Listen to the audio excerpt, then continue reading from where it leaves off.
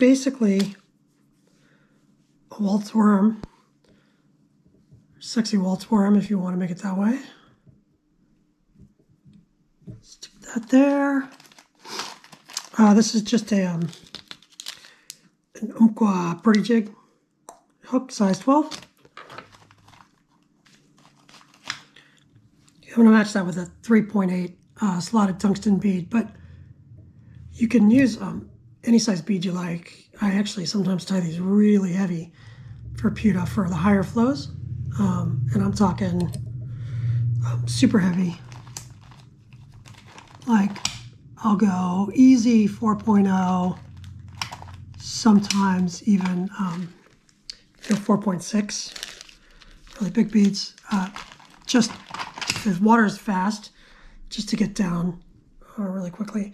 You could add some wire to this if you like. I'm not going to right now because everybody knows how to add wire, and if you don't, trust me, it's straightforward. So you can put some wire on there. So okay, so this is a Vivas thread. I can just tell by the bobbin here. I think it's their claret. It's not red. It's not purple. It's not pink. So I think it's the color they call claret. But this is the color that I use. So if you look for Vivas threads, this is an 8/0. This is the one that you want to use. It's not pink, red, or purple. It's kind of a combination of all of those. This is the one that works really well for me. So I'm just gonna get started.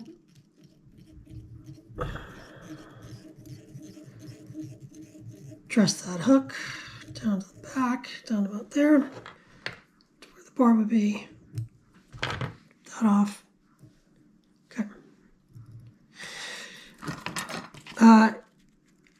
This is what I do. Here in California, we have what's called Prop 65 that requires people to tell you if they're poisoning you, or if something that could poison you is in something like leather or other products, including dubbing. And so I get these like you can see here. There's our Prop 65. The chenille can cause cancer. So I don't know if it's true or not. I'm obviously not going to chew on chenille like it's gum, but what I do instead is I moisten a sponge and I stick it in one of these little fly boxes, and then I can moisten my fingers without licking them, because I try not to put this stuff in my mouth. If you want to put this stuff in your mouth, you're more than welcome to. Me, I'm going to go this way. So that's what I do. So I'm going to get some dubbing. This is just a hairline, hair's ear dubbing. Anything will work. I've also tied this with this is the dark. You can do the dark, or even better, the light colored rainbow scud dubbing, and that actually works really well also. So I'm just going to take a little dubbing. I'm going to create a little dubbing noodle. It really does help to have wet fingers, I find, to do this, but if you want to do it differently or do it with spit, I don't really care. Whatever works for you. So this does not have to be neat. You could do this with a dubbing loop. I have done this with a dubbing loop, but honestly, I can't be bothered. I want to tie flies relatively quickly. So I just do this, and I'm going to wrap that up. That's actually messier than it really should be, but that's okay. I'll fix it. So I'm going to wrap that. And this will just be the waltz worm. I'll do the sexy waltz worm kind of as a little addition. I'll show you. I'll pick up where they differ. The sexy waltz worm, you just tie on an additional material, and then I counter wrap it. Some people can counter wrap it after you do the dubbing, but you tie it on first, and then you wrap it after you've wrapped the dubbing. Palmered the dubbing, if you want to be fancy in your terminology. So I'm just going to make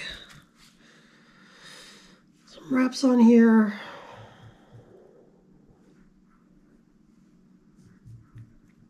Like I said, it doesn't have to be neat. And in fact, neater is not necessarily better.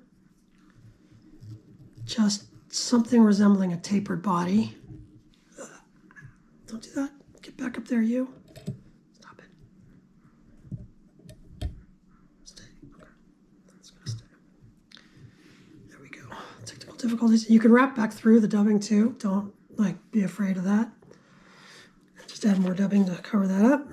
And you want this to be a pretty hefty. This is not a thin, dainty fly. This should be a hunk of meat that a big rainbow is going to want to move for. Okay, so that's not like the most beautiful fly you're ever going to see in your lifetime.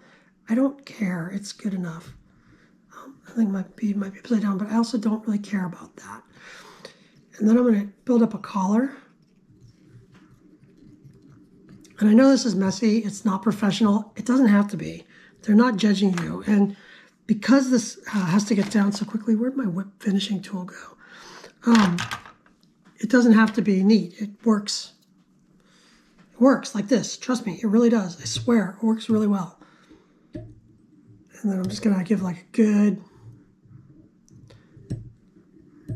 I'm going to do it twice, 2 3-turn whip finishes. See that, and then cut that, and that's it, literally.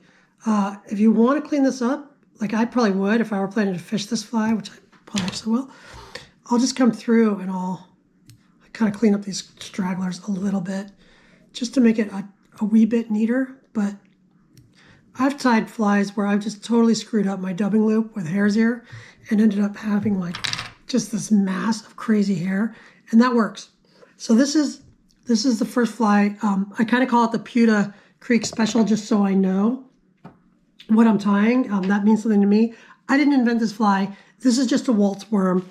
It's not new, but this color combination of the regular just hare's ear dubbing and this claret, I think, combination of thread, that's what I call that, so that I know what I'm talking about when I think about that fly. You can call it whatever you like, just don't call it late for dinner. Okay. So, tying the sexy waltz worm variation of this, oops. Can you tell I'm like the most ADD person on the planet? Just everything is a hot mess pretty much all the time. Okay, so here's another size 12 jig hook. It's the same exact hook. I'm going to grab another one of these 3.8 millimeter beads. Okay, so same exact setup. Size 12 jig hook and 3.8 millimeter tungsten slotted bead. It really does help to have wire on here, but I don't want to bother with that right now. Same thing. Just going to dress this hook all the way back down to where the barb would be. Snip off my excess. But now I'm going to change it up. I'm going to tie in something to counter wrap the hook with. And you could do this with anything. The material that I particularly like these days is this silver metallic sulky thread. I think a lot of the fly tying shops have it. It's actually got kind of a green shimmer to it. It's not particularly silky, silver. This is a silver color, but it's got kind of a greenish shimmer to it in the light. This actually seems to work remarkably well. So I'm going to tie that in on the near side of the hook here.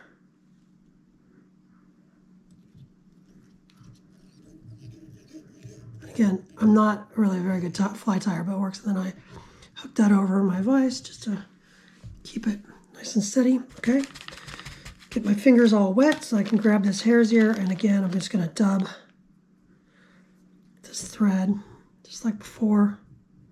Second verse, same as the first. So my kid just told me recently, I had no idea, but the song is a little Putah Creek fact for you. The song Green River by John Fogerty or Creedence Clearwater Revival is about Putah. Did you know that? I didn't know that, but it's true. I looked it up, and John Fogerty actually said that in an interview, confirming that my kid was not just like doing some Wikipedia's always right nonsense thing, but in fact, that is true according to John Fogerty, who wrote the song. So I guess it's safe to say he knows what he's talking about on that score, at least. So there you go. He must have been writing it about before they did the restoration, because he talks about catfish, and I have never seen a catfish, and I have to think it's maybe too cold for catfish. I don't know. Anyway, there you go. Amaze your friends and family. So like I say, it doesn't have to be neat. So I'm just going to finish dubbing this and fill in those spots a little bit. It's a messy, messy situation. That's okay, really, or maybe even better. Okay, I'm going to take that up. Now I'm going to take this tinsel and I'm going to counter wrap. If I were a professional tire, I'd use my rotary function on the vise, but can't be bothered with that either. Okay, there you go. Capture that. So this, putting additional material on it and wrapping it up counter, kind of giving it a little shine, is what's called a sexy waltz worm. And I'm not being very good about my beads. They should go on a certain way so that the fly floats, or it sinks or rides, whatever you want to say. Hook up, so upside down like this in the water column, and that prevents snags. That's really helpful. I'm not being super careful about that now, but do as I say, not as I do. Make it ride that way. That's actually really important. Okay, so I'm just going to build up a collar again. Just a little bit of a hot spot with that claret material. Good. Another 2x 3 times. Whip finish. If you wanted to throw a drop of head cement on here, that wouldn't be a bad idea. Unless you're the type of person who's opposed to head cement, in which case it's like the worst idea ever. You whatever, you do you. And then again, I'll come in here and just clean that up. I could probably make a tighter dubbing loop and have to skip this step, but I'm just way too lazy and impatient for that. Or make a dubbing noodle, not a loop. A loop would work too, though. And there's like basically the same thing, only now it's sexy waltz worm, right? So now the fish have had a couple of shots of vodka or something and they're feeling sexy. So there it is, the sexy waltz worm style Putah Creek special. And we'll go on to my next favorite fly, which is the blowtorch. Okay, blowtorch I'm also going to tie in 12 because again, that works just fine. I'm going to again put on a size 3.8 millimeter slotted tungsten bead, but if you want to put on a different size bead, of course you can. Devin Olson and a lot of other people have videos about how to tie this fly. They all do it a little differently. Devin Olson, Mr. Olson, whatever, he does it in a lot more complicated way than I've ever done it. Because, I mean, well, when I first started tying it, I tied it his way because it's his fly. And my dad always told me, like, when you make a new recipe, you should always follow the recipe exactly so that you know what it's supposed to taste like, and then you can mix the recipe up. And I've kind of applied that to fly tying. Whether that's a good idea or not, I don't know. But that's how I do it. So anyway, I tied it to his way, and it was way just too time-consuming for my impatient self. So I tie it this way just to make it easy. So this is uni 72 denier uni thread in fire orange, and this obviously glows under a little UV, and I think that's really important. This is going to be what I wrap the hook in, and the hot spot on the neck or on the collar.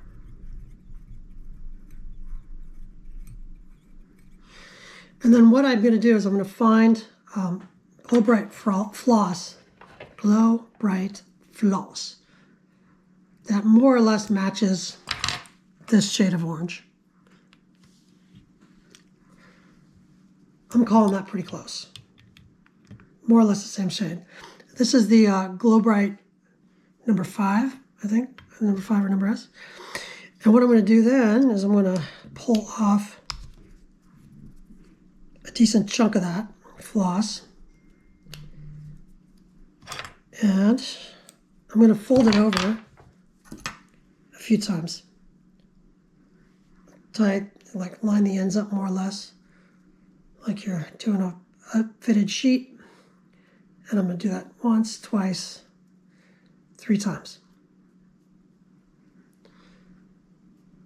Okay.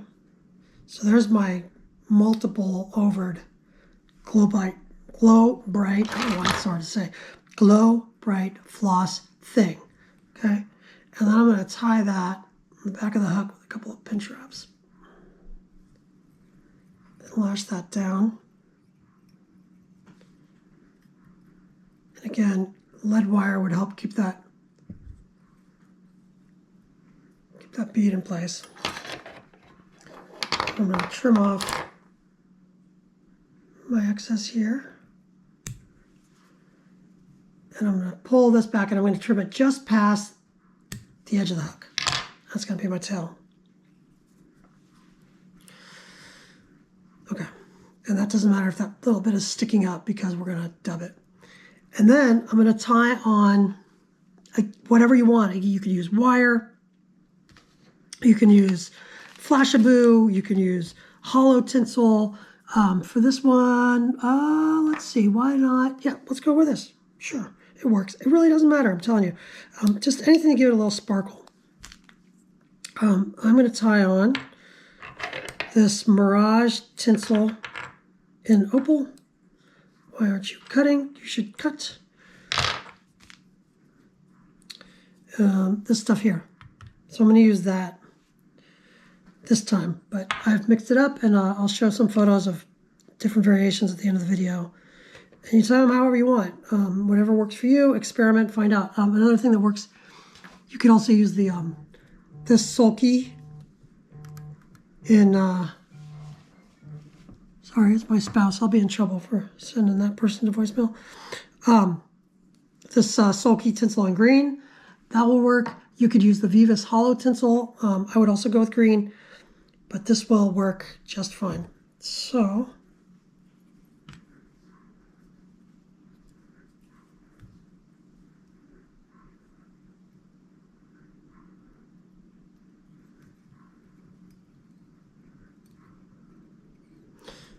and this is definitely, I want to kind of try to keep my tail from, I want to keep my tails hanging out, not bending over. Okay. All right. I got that in. Okay, and then Devin Olson ties his blowtorches with Peacock ice dub. I do that too, but you could use, again, you could use whatever you like. So for this one, just to be ornery, I'm going to use Hare's Ear dubbin in the insect green, because why not? It'll work. And so again, grab some of this, and you dub it like you do all the other dubbings you do. Again, it doesn't have to be particularly neat. Might even be good if it isn't. Doesn't really matter. I tie flies to catch fish. I don't tie flies for display. Some people really like to have their flies be perfect. I'm not those people. I'm just gonna wrap that.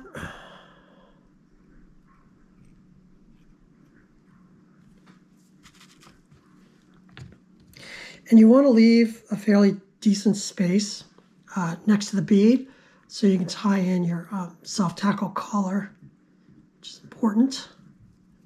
I actually think it may be, in addition to the hot spot, the most important part of this fly. But I'm not a trout, so I don't know exactly, but it's possible. Okay. Put more on there.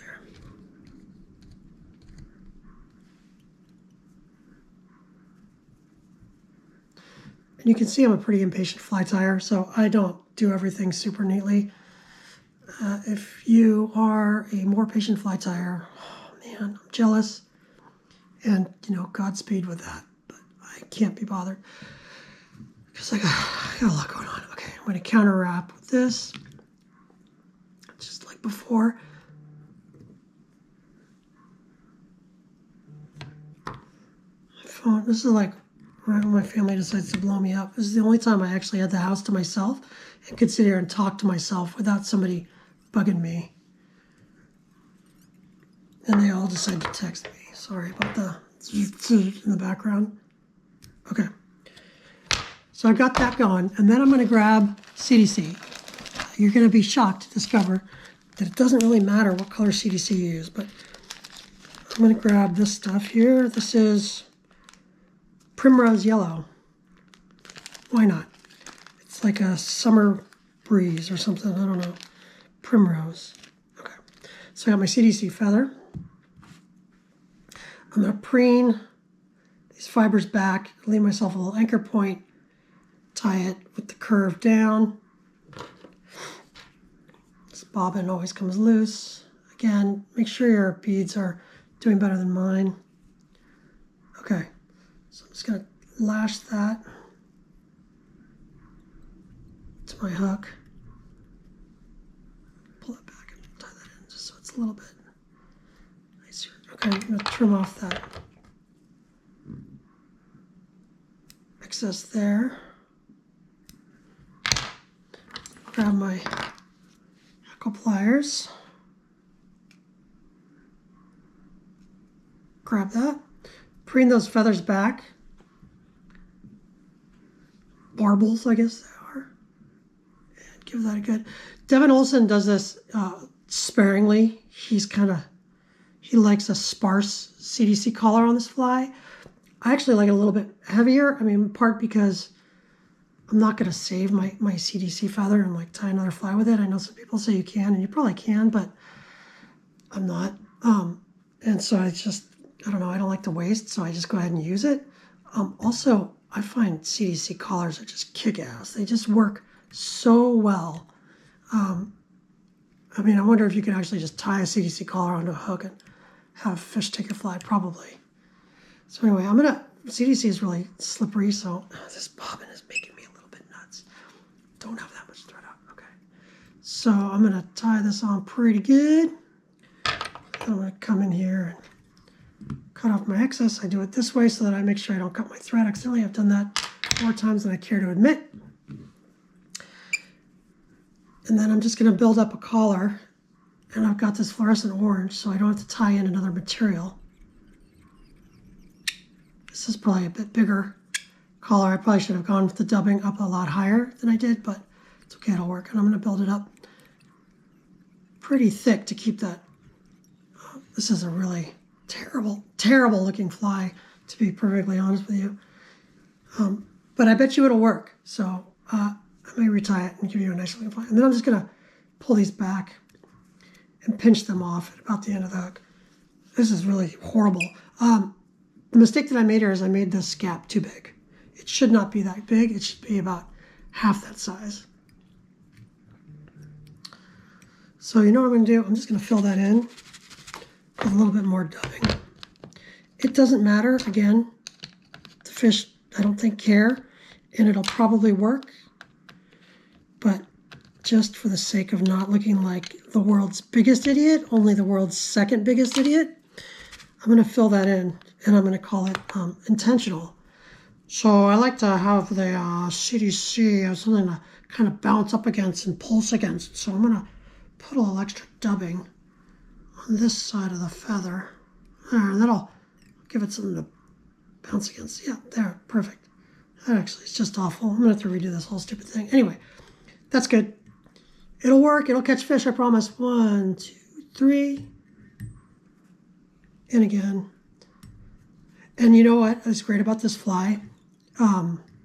Is that it's great just fishing it as a nymph on a Euro rig.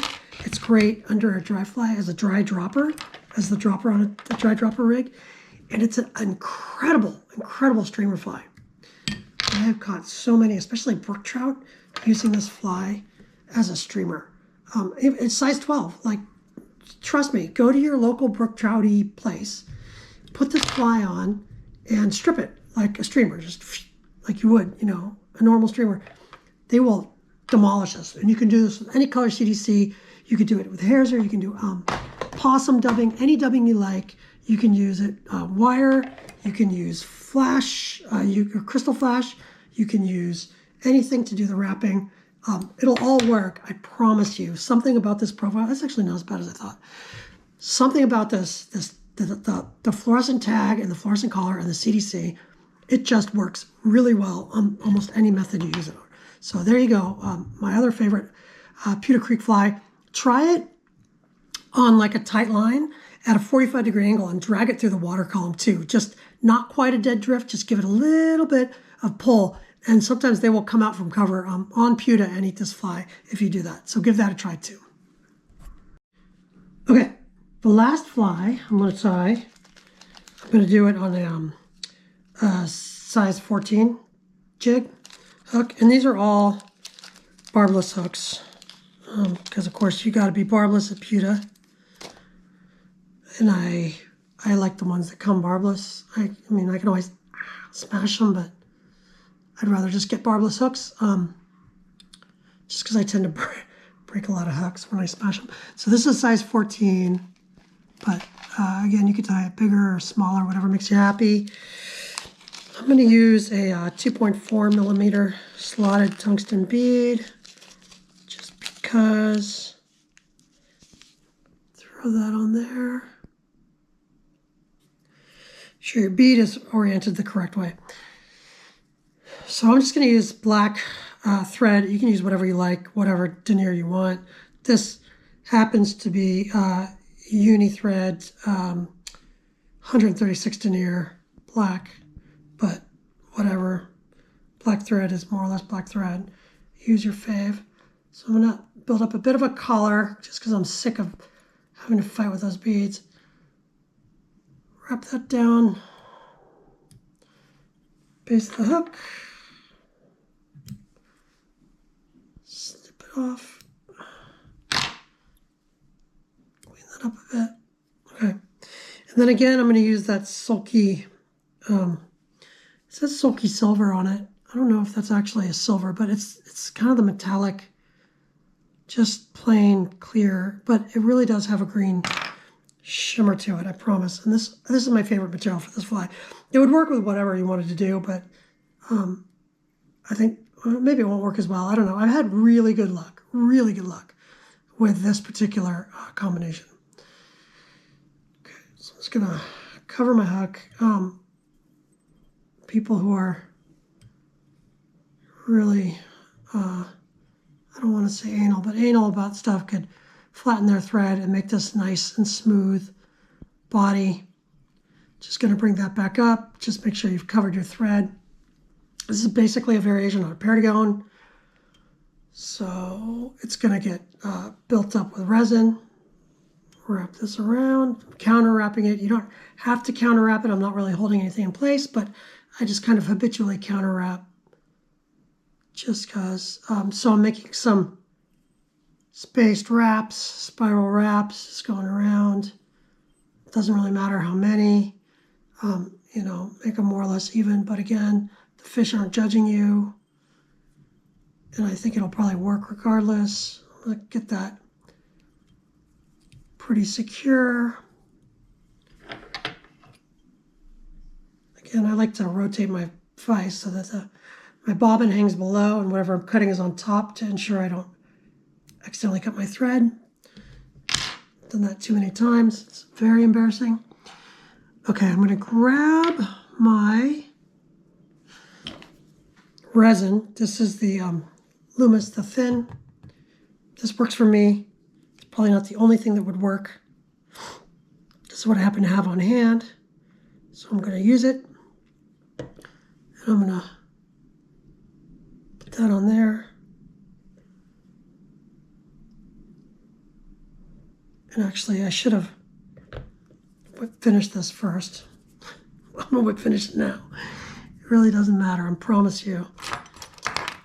This is how, like, totally ridiculous you can be about these things. So I should have whip finished it, but that's okay. I can whip finish it now. If you're doing it properly, you'll whip finish first. But like I said, it doesn't matter.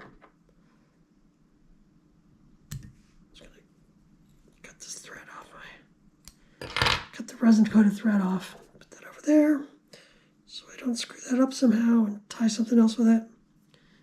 Okay, there you go. Now I've whip finished the fly, and now I'm going to add my resin.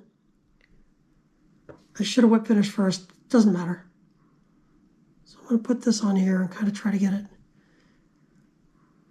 more or less even. Just cover those thread wraps. You're not trying to build up a huge body with the resin. Just cover everything up pretty well.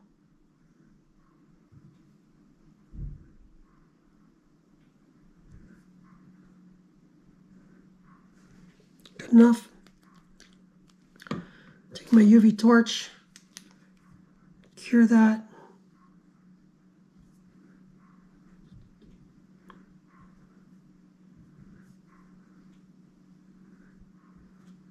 Again, this is just a Paragon using this particular color scheme.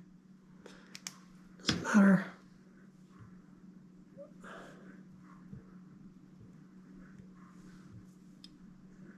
I don't know what that is. Anyway, it doesn't matter. It doesn't matter. The takeaway message here is it does not matter. Okay. And then I've got my my Loon UV hot orange resin. I'm just going to give it a little hot spot on the top.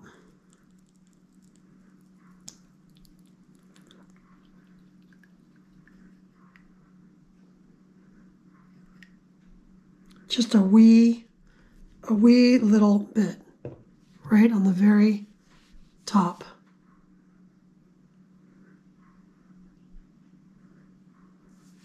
Just like that. Hit that real quick. Cure it up. That's it. The fly is done. And this crushes at Putah. It's just almost insane how well this fly works. And that's it. These are my 3 favorite Putah Creek flies. You can mix them up. Some of them, this Paragon I just tied, I wouldn't mix the colors up too much. You could use like the Mirage tinsel if you wanted, but I've tried using the like Purple Sulky or even the Vivas Hollow, and that works. But this I think works better than any of them. But try a different combination and see what works for you.